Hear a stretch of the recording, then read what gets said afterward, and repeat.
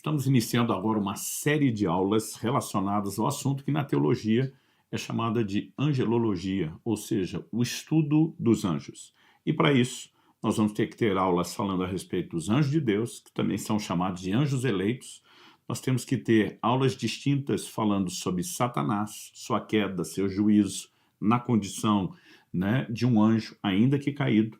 E depois, falando do exército que segue e serve a Satanás desde a sua rebelião, que são os anjos caídos. Então, distribuiremos várias aulas a partir de agora para abordar esse aspecto da doutrina dos anjos. E estamos começando pelos anjos de Deus, os anjos eleitos. Desde o início da história da igreja, nós vemos a própria igreja oscilando entre extremos. Extremos de uma completa ignorância em ambientes onde nada se fala, nada se ensina a respeito dos anjos, em outros onde há uma supervalorização, não apenas dos anjos, mas até mesmo a distorção, em grupos que migraram para além dos parâmetros determinados pela doutrina bíblica, como desde o início da igreja, um problema com o qual eles tiveram que lidar com o gnosticismo. E falando a respeito desse grupo, Paulo, em Colossenses, fala de pessoas que atestavam culto aos anjos. Então, nós temos os vários extremos e é importante que a gente saiba o que a palavra de Deus diz a respeito. Nós temos um desafio, quando falamos da doutrina dos anjos, não apenas a respeito da quantidade de informação que precisa ser reduzida aqui nas aulas, porque o propósito e o enfoque é que a gente apresente panoramas doutrinários e, obviamente, não uma aula exaustiva, mas também, quando se fala dos anjos, precisamos lembrar que a Bíblia apresenta sempre um enfoque em Deus, porque eles são servos, ou naqueles aos quais Deus os envia. Hebreus capítulo 1, verso 14, diz que eles são espíritos ministradores enviados a serviço daqueles que hão de herdar a salvação. Bom, nessa primeira aula eu quero abordar alguns aspectos ligados aos anjos eleitos, que são, em primeiro lugar, a origem dos anjos, em segundo lugar, a natureza dos anjos, e em terceiro, nós vamos abordar o que eu vou chamar aqui de classificação dos anjos. Então vamos lá. Quando falamos a respeito da origem, obviamente a Escritura os apresenta como seres criados. A única exceção é o Criador, Deus, aquele que deu origem a todas as coisas. Então, tirando Deus, o mistério de um só Deus em três pessoas, como temos falado nas aulas 6 e 7 do Fundamentos Doutrinários, que é o mistério da Trindade, à exceção de Deus, todo o restante daquilo que falamos, os anjos, sejam eleitos, caídos, o homem, a própria terra, tudo tem sido criado por Deus e apresentado nas Escrituras como parte da criação, e com os anjos não é diferente. No Salmo 148, dos versos 2 a 5, lemos: Louvem o Senhor todos os seus anjos, louvem-no todos os seus exércitos celestiais, louvem o Senhor sol e lua, louvem-no todas as estrelas luzentes, louvem o Senhor céu dos céus e as águas que estão acima do firmamento, louvem o nome do Senhor, pois ele deu uma ordem e foram criados. Aqui, quando diz deu uma ordem, foram criados, a expressão foram criados não se limita apenas a sol e lua, não se limita apenas a estrelas luzentes, nem o céu dos céus e as águas que estão acima do firmamento. Ele está englobando um pacote de coisas criadas e dizendo que toda a criação precisa louvar ao Senhor. E nesse pacote, os anjos são incluídos. Quando os anjos foram criados? O livro de Gênesis, eu gosto de chamá-lo de o livro dos começos, mostra que o homem foi criado depois da queda dos anjos. Como sabemos disso? Pois logo Satanás se fez presente no Éden. Mas há referências da sua existência, a existência dos anjos, mesmo antes da formação da terra. Por exemplo, no livro de Jó, no capítulo 38, dos versículos 4 a 7, nós vemos o próprio Deus falando e perguntando a Jó: aonde você estava quando eu lancei os fundamentos da terra? Responda se você tem entendimento. Quem determinou as medidas da terra, se é que você o sabe? Ou quem estendeu sobre ela uma linha de medir? Sobre o que estão firmadas as suas bases? Ou quem lhe assentou a pedra angular?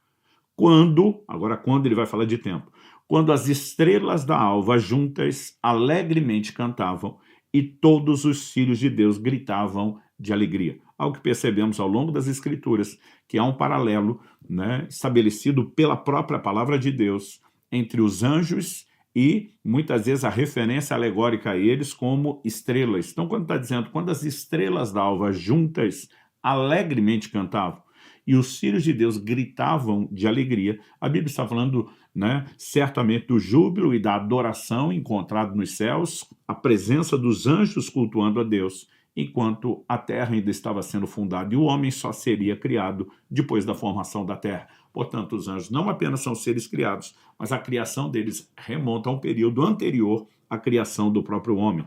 No Salmo 104, versos 4 e 5, nós lemos: faz a teus anjos ventos e a teus ministros labaredas de fogo. Lançaste os fundamentos da terra para que ela não se abale em tempo nenhum. Nessa ordem do Salmo 104, né, os anjos são mencionados antes de Deus lançar os fundamentos da terra. Além da questão da origem dos anjos, nós precisamos destacar aqui também a sua natureza. Isso nos ajuda a compreendê-los bem melhor. Então, eu gostaria de trazer algumas características. Em primeiro lugar, quanto à natureza, nós precisamos reconhecer que eles são superiores aos homens, né? Em 2 de Pedro, no capítulo 2, nos versos 10 e 11, o apóstolo se refere a pessoas que ele classifica assim, adjetiva da seguinte forma: atrevidos, arrogantes, não temem difamar os gloriosos seres celestiais, ao passo que anjos, embora maiores em força e poder, não proferem contra essas autoridades sentença difamatória na presença do Senhor. Então, ele está falando de um contraste de caráter, né? Ele diz: essas pessoas podem ser chamadas de atrevidos, de arrogantes, porque eles não temem difamar esses gloriosos seres celestiais. Se refere, né, Pedro se refere aos anjos como seres celestiais e também os chama de gloriosos.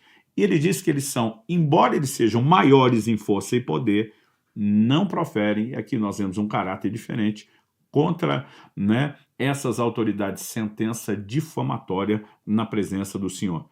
Em Hebreus, no capítulo 2, nos versos 6 e 7, nós lemos: pelo contrário, alguém em certo lugar deu testemunho dizendo, e aqui vem uma citação do Salmo 8, que é o homem que dele te lembres, ou filho do homem que o visites, fizeste-o por um pouco menor do que os anjos, e de glória e de honra o coroaste. Então a Bíblia diz que o homem foi feito menor, inferior aos anjos, né? Agora, quando falamos dessa superioridade, desde a glória que manifesta, da força, do poder, né? A Bíblia destaca atividades dos anjos que estão além da capacidade humana. Nós também podemos reconhecer, por outro lado, que essa superioridade em relação à condição humana é atual, é momentânea, porque futuramente esse quadro será mudado. Como sabemos disso? Em relação aos anjos, no ensino de Jesus, nós vemos que teremos igualdade. Em Lucas, no capítulo 20, de 34 a 36, aliás, esses, né, 3 versículos aglutinam muitas informações importantes sobre os anjos. Nós lemos: Jesus respondeu: os filhos desse mundo casam e se dão em casamento, mas os que são considerados dignos de alcançar a era vindoura e a ressurreição dentre os mortos não casam nem se dão em casamento, pois não podem mais morrer, porque são iguais aos anjos e são filhos de Deus, sendo filhos da ressurreição. Então a expressão são iguais aos anjos mostra que haverá igualdade. Agora, quanto aos anjos caídos, né, falaremos sobre eles em aulas posteriores, a Bíblia diz que nós os julgaremos.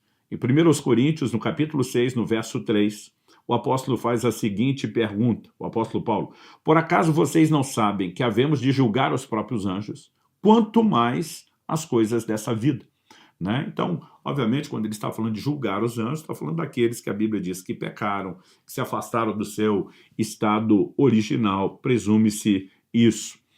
A segunda característica em relação à natureza dos anjos, a primeira, destacamos, são superiores aos homens, né? A segunda, a Bíblia os apresenta como espíritos. Eu queria tratar isso meio que como um desdobramento da primeira característica deles serem superiores, porque enquanto eu e você estamos limitados a um corpo, a carne, né, a leis do mundo físico, eles não. Então, me deixe dar alguns exemplos que mostram que eles não se limitam ao mundo natural e às suas leis na condição de espíritos. Bom, que são espíritos, Hebreus 1,14 diz: não são todos eles espíritos ministradores, enviados para serviço a favor dos que hão de herdar a salvação? Está em Hebreus 1,14. Então, eles não se limitam ao mundo natural e às suas leis. Me deixe dar alguns exemplos. Lucas, capítulo 1, verso 11. O texto sagrado mostra anjos aparecendo diante das pessoas e, ao mesmo tempo, desaparecendo. Eis que apareceu Quero dar destaque aqui à expressão apareceu. Eis que apareceu a Zacarias um anjo do Senhor em pé, à direita do altar do incenso. A Bíblia também diz em Lucas, no capítulo 1, no verso 26 a 28, e depois vou ler também o 38, né? A Bíblia diz o seguinte: no 6º mês, o anjo Gabriel foi enviado por Deus a uma cidade da Galileia chamada Nazaré, a uma virgem que estava comprometida a casar com um homem da casa de Davi, cujo nome era José. A virgem se chamava Maria, e aproximando-se dela, o anjo disse: salve, agraciada, o Senhor está com você. O aproximando-se, a Bíblia não dá detalhes, né, de como foi a chegada dele, se foi uma aparição chocante, se é uma aproximação mais lenta, mas a Bíblia diz no verso 38, então Maria disse: aqui está a serva do Senhor, que aconteça comigo o que você falou. A Bíblia diz, então o anjo foi embora, né? Da mesma forma que vem, ele vai. Lemos também Atos capítulo 12, dos versículos 7 a 10. Eis, porém, que sobreveio um anjo do Senhor, e uma luz iluminou a prisão. O anjo tocou do lado de Pedro, e o despertou, dizendo: levante-se depressa. Então as correntes caíram das mãos dele. E o anjo continuou: coloque o cinto e calce as sandálias. E ele assim o fez. O anjo lhe disse mais: põe a capa e siga-me. Então, saindo, Pedro seguia, não sabendo que era real o que estava sendo feito pelo anjo. Ele pensava que era uma visão. Depois de terem passado a primeira e a segunda sentinela, chegaram ao portão de ferro que dava para a cidade, o qual se abriu automaticamente. E saindo, enveredaram por uma rua. E logo adiante o anjo se afastou dele. É só depois do anjo ir embora, né? Pedro vai perceber, ele vai se dar conta de que ele está no meio da rua e que aquilo não foi uma visão, né? Nós também podemos destacar que os anjos realizam tarefas além da capacidade humana, coisas que o ser humano nunca poderia fazer. Um desses exemplos está em 2º livro de Reis, no capítulo 19, no verso 35, que diz assim: naquela mesma noite, o anjo do Senhor saiu e matou 185.000 homens no arraial dos assírios. De manhã, quando os restantes se levantaram, lá estavam todos aqueles cadáveres. O anjo do Senhor sai e ele sozinho executa 185.000 soldados do exército da Síria, trazendo assim livramento ao povo de Deus. Também podemos destacar, né, que os anjos são imortais. Li antes Lucas capítulo 20, os versos 34 a 36, e nós vimos que Jesus relacionou a igualdade dos homens com os anjos, enfatizando o fato de não mais morrerem, né, chamando os homens de filhos da ressurreição e dizendo que são iguais aos anjos. Portanto, se ele está dizendo que ao serem iguais os anjos não morrem mais, ele está definindo que os anjos são imortais e que esse será o nosso estado. A Bíblia diz que a morte entra pelo pecado, né, por meio da corrupção do pecado, mas quando a corruptibilidade sair, a mortalidade sai com ela. Em 1 Coríntios, no capítulo 15, o apóstolo Paulo diz que carne e sangue não podem herdar o reino de Deus, né? Porque aquilo que é corruptível e é mortal não entra, só entra por meio de transformação. E quando nos tornamos imortais, a Bíblia está dizendo que seremos iguais aos anjos. Portanto, como já afirmei e repito, presume-se, né, que eles sejam imortais. Nesse texto e nessa afirmação de Jesus, nós não apenas, né, reconhecemos, quando falamos anteriormente que haverá igualdade no futuro com os anjos de Deus, não apenas reconhecemos no ensino de Jesus que os anjos são imortais, mas também, né, podemos afirmar que são o que nós, ao nos tornarmos iguais a eles na vida futura, também nos tornaremos assexuados, ou seja, sem sexo. Essa distinção de gênero, ela está relacionada ao padrão que Deus estabeleceu para a reprodução da família aqui na Terra, né? Paulo escreve aos Gálatas e ele diz que em Cristo não há homem nem mulher. Isso não significa que não haja distinção de gênero na Bíblia. Isso fala que diante de Deus, no plano espiritual, essa distinção não existe, essa necessidade de reprodução não mais existirá e nós seremos simplesmente igualados aos anjos, que também não casam, não se dão em casamento e, portanto, né, deixa de haver qualquer importância a essa distinção. Então podemos dizer que, além de mortais, eles são assexuados. Em todas essas características, estamos enfatizando que são espíritos e que, portanto, né, eles têm uma condição bem diferente da nossa nesse momento atual em que estamos limitados a um corpo e a uma carne. A Bíblia também mostra que eles são inumeráveis. Não há muita menção de número na Bíblia, mas quando eles aparecem, né, essas menções de números fornecidos pela Bíblia, eles nunca revelam a quantidade em si, no sentido de dizer, olha, com exatidão nós podemos dizer quantos anjos tem, não.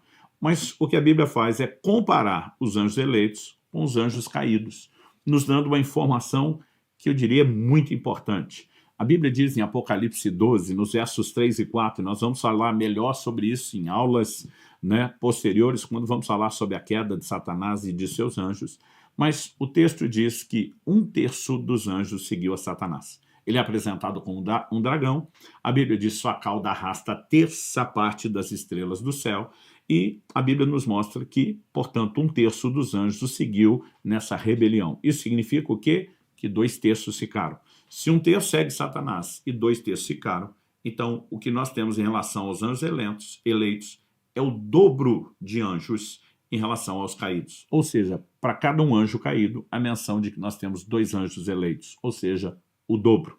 Em Daniel, no capítulo 7, no verso 10, referindo-se aos anjos, a Bíblia menciona milhares de milhares e milhões de milhões. Mas está apresentando, na verdade, uma ideia de que são além da capacidade de contar, e não um número específico. Em Hebreus 12, 22, nós lemos sobre muitos milhares. Em Apocalipse, no capítulo 5 e no verso 11, temos uma frase parecida com a de Daniel, que diz milhares de milhares e milhões de milhões. Ou seja, né, a conclusão a que chegamos é que eles são inumeráveis. E, ainda dentro da natureza dos anjos, né, nós podemos destacar que eles possuem personalidade. Aliás, toda vez falamos de personalidade, seja quando estudamos a pessoa de Deus, seja quando estudamos o homem, seja quando estudamos anjos eleitos ou caídos, o que inclui Satanás, a definição de personalidade parece envolver sempre, né? A gente não tem um texto bíblico que especifique essas 3 características, mas sempre que a gente vai estudar aquilo que os define como seres pessoais, essas 3 características estão lá. Quais são elas?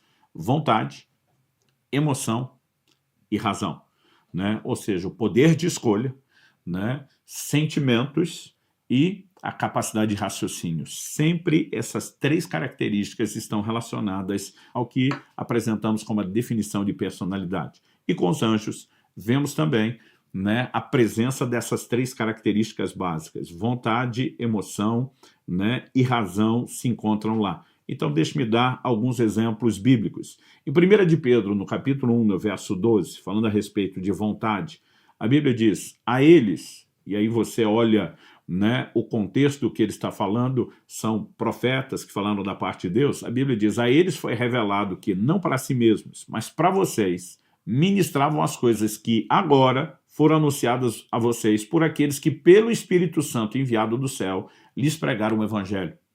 Coisas essas que anjos desejam contemplar. Outras traduções diz almejam, né? Ou seja, eles têm anseio, manifestação da vontade. Então os anjos desejam, almejam o quê? Compreender as revelações concernentes ao mistério da redenção. Outros dizem que eles, na verdade, desejam contemplar uma participação da proclamação do Evangelho. Outros ainda interpretam como eles é que queriam estar pregando o Evangelho e esse privilégio foi anunciado a nós, independente da interpretação clara do que exatamente eles desejam. O fato de que eles desejam está ali e é ponto inquestionável.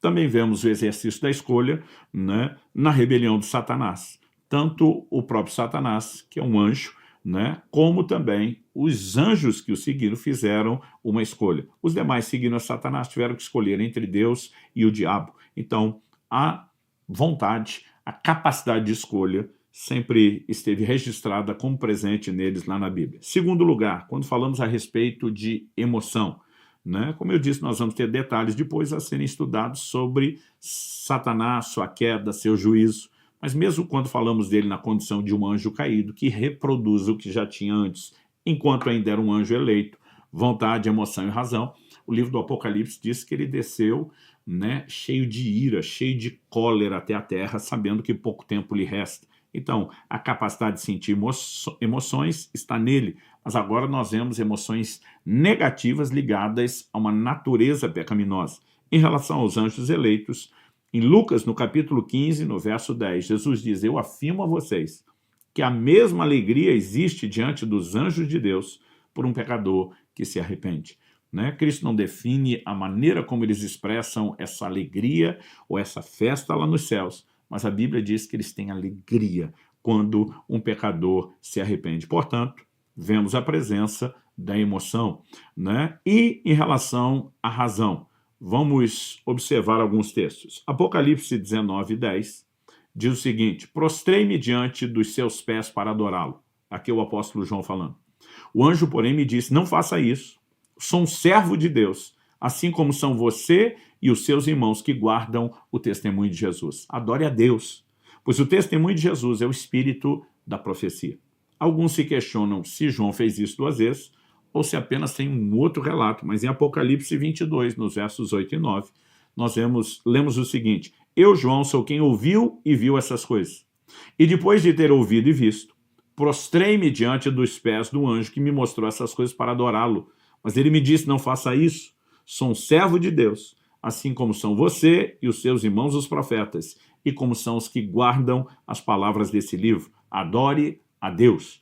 O que vemos nesses 2 textos, né, o que eu particularmente acredito está mais para repetição do mesmo episódio, do mesmo relato, do que João tendo feito 2 vezes a mesma coisa depois de já ter sido instruído pelo anjo. Mas esse não é o ponto da discussão. O que vemos aqui e sustenta o argumento da razão. Vemos nos anjos a presença de consciência, o que chamamos da consciência de nós mesmos. Sabem quem são, reconhecem que são apenas conservos, só Deus pode ser adorado, né? Que eles não têm direito de usurpar isso, o que nos mostra que, portanto, toda a escolha que Satanás fez de querer ser semelhante ao Altíssimo e receber adoração, ele vai contra toda a clareza de compreensão que ele mesmo possuía. Além disso, ainda vemos que possuem nomes, né? Então estamos falando deles como personalidade. Não dá para negar que a Bíblia apresenta isso. Por exemplo, Miguel e Gabriel, né? Tirando a menção de um livro apócrifo que vai mencionar um tal de Rafael, e nós não tratamos isso como fundamento bíblico, portanto não cabe na doutrina, nós temos pelo menos o nome de 2 anjos, né? Miguel e Gabriel, apresentados nas Escrituras. Mas eles também apresentam atividades pessoais, né? Nós vamos perceber diálogo e comunicação, nós vamos perceber linguagem própria atribuída a eles. E 1 Coríntios, no capítulo 3, no verso 1, Paulo diz: ainda que eu fale as línguas dos homens e dos anjos. De alguma forma, Paulo está sinalizando que assim como temos nossas línguas, existe algo, né, semelhante do lado de lá. E também, ao se manifestarem, eles agem como qualquer pessoa, né? E podemos até compará-los em relação aos homens nas suas manifestações. Andam, falam, comem e etc. Portanto, eles possuem personalidade, isso é parte da natureza de cada um deles. Para terminarmos a aula, eu quero destacar em terceiro e último lugar a classificação dos anjos. A Bíblia nos apresenta algumas menções do que nós podemos considerar classificações. Então, a primeira que eu quero destacar aqui é a expressão arcanjo, né? Ela vai aparecer, por exemplo, em Judas, capítulo único, verso 9, e essa expressão é atribuída a Miguel, que é chamado de arcanjo. Contudo, nem mesmo o arcanjo Miguel, quando entrou em conflito com o diabo e discutia a respeito do corpo de Moisés, ousou pronunciar sentença difamatória contra ele. Pelo contrário, disse: o Senhor repreenda você.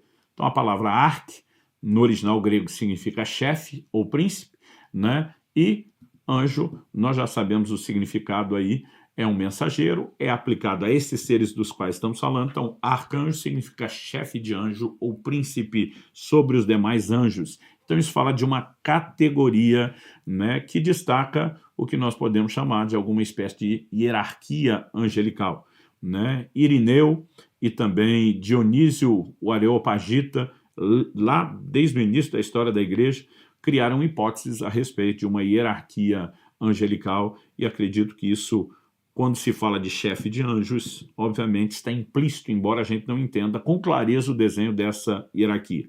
Miguel é o único arcanjo mencionado por nome em toda a Bíblia, né? Razão que leva muitos a acreditarem que ele seja o único que ocupe essa posição. Por outro lado, aos que defendem a ideia de haverem mais, né, mais arcanjos, devido à informação que Gabriel apresenta em Daniel no capítulo 10, no verso 13. Ele diz assim: mas o príncipe do reino da Pérsia me resistiu durante 21 dias. Porém, Miguel, um dos príncipes mais importantes, veio me ajudar, e eu fiquei ali com o rei ou com os reis da Pérsia. Há outras traduções que dizem um dos primeiros príncipes. Significa que há outros príncipes e que ele está entre os primeiros, mas não é necessariamente chamado de o primeiro, o que, portanto, tem dado material para muitos especularem de que talvez possam haver outros arcanjos. Se há uma hierarquia, nós podemos talvez definir qual é o nível de liderança, né, e quem é chefe sobre talvez qual quantidade ou categoria, mas isso também não é claro nas escrituras. Miguel é chamado em Daniel 12:1 de príncipe, na verdade não só de príncipe, de um grande príncipe, né? O texto diz: nesse tempo se levantará Miguel, o grande príncipe. Então outros dizem, pode até ter arcanjo, mas o cara é Miguel, né? Então é algo que a gente fica aí no terreno da especulação. Nesse tempo se levantará Miguel, o grande príncipe, o defensor dos filhos do povo de Deus, e haverá tempo de angústia como nunca houve, desde que existem nações até aquele tempo. Mas naquele tempo, o povo de Deus será salvo, todo aquele que for achado inscrito no livro. Ele também aparece em confronto direto com Satanás, como vimos em Judas 9, na disputa pelo corpo de Moisés, e Apocalipse 12, versos 7 e 8 diz: então estourou a guerra no céu. Miguel e os seus anjos lutaram contra o dragão, e também o dragão e os seus anjos lutaram, mas não conseguiram sair vitoriosos, e não havia mais lugar para eles no céu. Então nós temos pelo menos duas menções de um confronto direto de Miguel com Satanás. Ainda a menção do arcanjo do arrebatamento. Para aqueles que defendem que existe mais de um, eles simplesmente dizem, olha, lá não está escrito que é Miguel. Para aqueles que acreditam que é só um, outros dizem, não, presume-se que seja ele. Mas a Bíblia também não é clara sobre isso. Em 1 Tessalonicenses 4,16, a Bíblia diz, porque o Senhor mesmo, dada a sua palavra de ordem, ouvida a voz do arcanjo e ressoada a trombeta de Deus, descerá dos céus, e os mortos em Cristo restarão primeiro. Uma segunda categoria que pode ser mencionada aqui são os querubins. Ela, na verdade, é a primeira categoria de anjos mencionada na Bíblia. Lá em Gênesis capítulo 3, verso 24, nós lemos: e depois de lançar fora o homem, Deus colocou querubins a leste do jardim do Éden e uma espada flamejante que se movia em todas as direções para guardar o caminho da árvore da vida.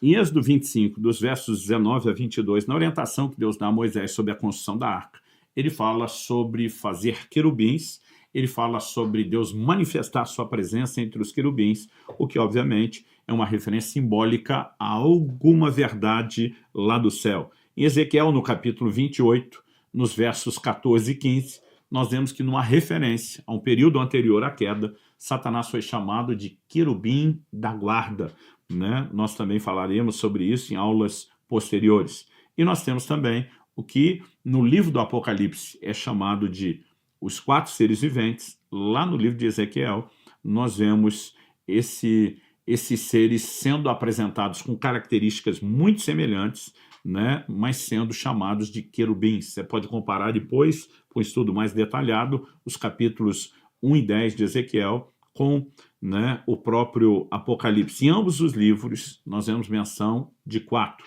Isso não significa, porém, que hajam apenas 4 querubins, né, pois há atividades para eles que não se limitam só àquilo que acontece em torno do trono de Deus, como vimos em Gênesis 3, eles guardando o jardim do Éden, né? E nessas ocasiões, acredita-se que os 4 seres viventes não abandonariam os seus postos. Em último lugar, né, eu quero destacar aqui 2 categorias. Uma delas questiona-se se de fato é uma categoria. Eu, particularmente, minha opinião pessoal é que não seja. São os serafins, mencionados em Isaías 6, de 1 a 3.